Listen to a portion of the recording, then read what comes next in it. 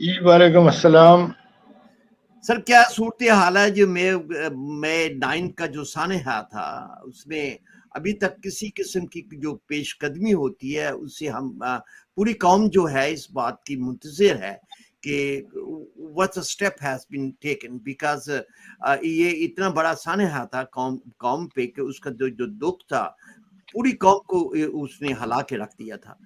لیکن ہم سب دیکھتے ہیں کہ 2 ماہ کے عرصہ گزر جانے کے باوجود جو ہے اس کی کوئی خاص طور پہ سول سائڈ پہ کوئی پیش قدمی نہیں ہوئی. کیا خبریں ہیں آپ کے پاس سر؟ بسم اللہ الرحمن الرحیم. دیکھیے، فوج کے نقطۂ نظر میں تو کوئی ابہام نہیں ہے.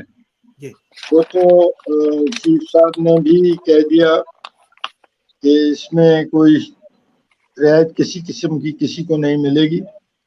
اور جو مروجہ قانون ہے، مروجہ قانون ہمارا وہ نہیں ہے جو حادثہ ہونے کے بعد بدل دیا جائے. یہ وہ قانون ہے جو پہلے سے چل رہا تھا. اور بڑے بڑے نامور وکلا گزر گئے، پوری عمر اپنی گزار گئے. بڑے بڑے کانسٹیٹیوشنل ایکسپرٹس اور آئینی جادوگر بھی گزر گئے. کسی نے اس قانون میں رد و بدل کی کوشش نہیں کی.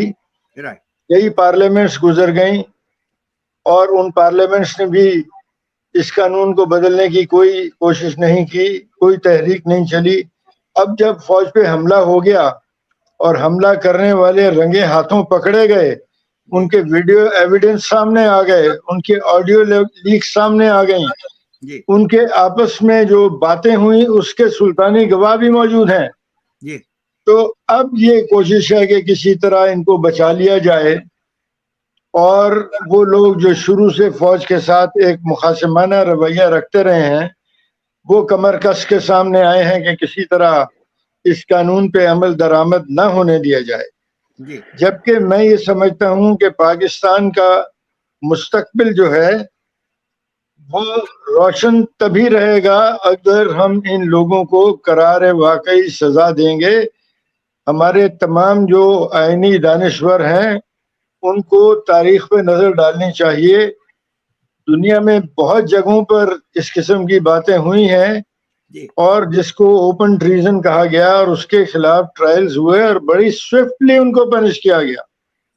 اور اس وقت وہ لوگ جو ہیومن رائٹس فورم کے اوپر اسرائیل کے نمائندوں نے جو لب کشائی کی ہے اور جو گل افشانی کی ہے، میں تو حیران ہوں کہ دنیا اس مذاق کو برداشت کیسے کر گئی. اسرائیل تو اپنے دامن پہ دیکھے تو وہ چھینٹوں سے بھرا ہوا ہے، اس کے خنجروں میں بھی بے شمار خون کے داغ ہیں. تو اور وہ چلے ہیں ہمیں بتانے کہ انسانی حقوق کیا ہوتے ہیں، اور اس قسم کی اگر قانون لگے گا تو اس سے انسانی حقوق کا ان کو خطرہ ہے.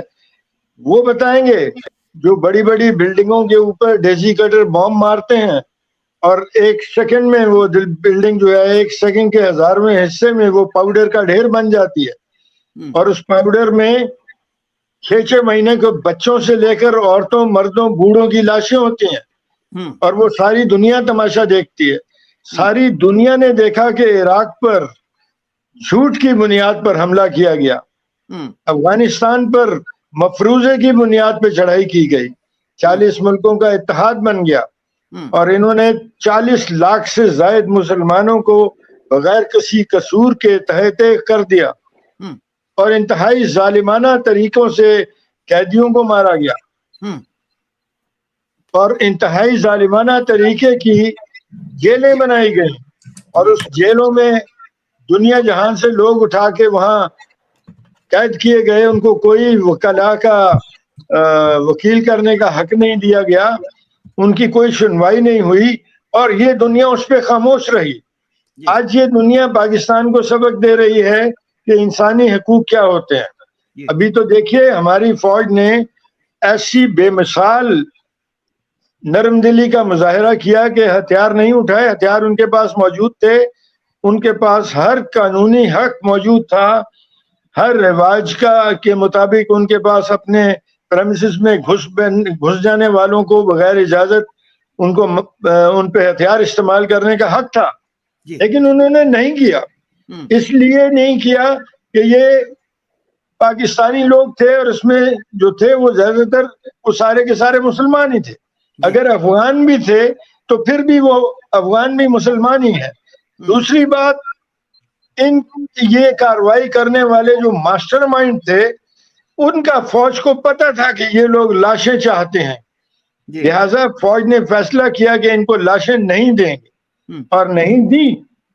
اب لاشوں کے بغیر سیاست کرنی پڑ رہی ہے ان کو, اور لاشوں کے بغیر سیاست کے علاوہ ان کو قانون کا سامنا کرنا پڑے گا. اور انشاءاللہ آپ دیکھیں گے کہ یہ سزائیں بہت جلد ہوں گی. میں اس لیے بار بار کہتا ہوں کہ دنیا نے بھی ایسے ہی کیا ہے, جہاں پہ امن و استحکام آیا ہے وہاں سزائیں ہوئی ہیں, اور سزائیں اپنے قانون کے مطابق ہوتی ہیں. اور یہ نہیں کہ جب کوئی سانحہ ہو جائے. اسرائیل والے ہیومن رائٹس کے چیمپئن اس وقت کہاں تھے جب گوانتانامو بے بنی ہوئی تھی, جب افغانستان کے اندر کنٹینرز کے اندر لوگوں کو بھر کے تپتے صحرا میں جان کے چھوڑا جا رہا تھا گرمی کے موسم میں کہ وہ تڑپ تڑپ کے مر جائیں, اور وہ مر گئے. ان کو پوچھنے والا کوئی نہیں تھا. کدھر تھی اسرائیل کی اس وقت انسانی ہمدردی؟